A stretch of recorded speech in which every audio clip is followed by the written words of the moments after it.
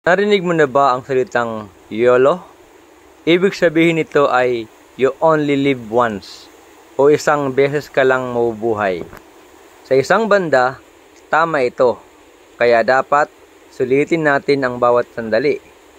Pero ang YOLO ay hindi lang tungkol sa magpakasaya, gumastos, o gawin ang lahat ng gusto mo. Ang tunay na kahulugan ng YOLO ay ang maging responsable sa oras at pagkakataon na ibinigay sa atin. Gumawa ng tama, piliin ang makakabuti, at iwasan ang mga bagay na maaaring pagsisihan sa huli. Hindi natin alam kung gaano kaikli ang buhay, kaya't mas piliin nating iukol ito sa mga mahal natin, sa mga pangarap, at higit sa lahat sa Diyos.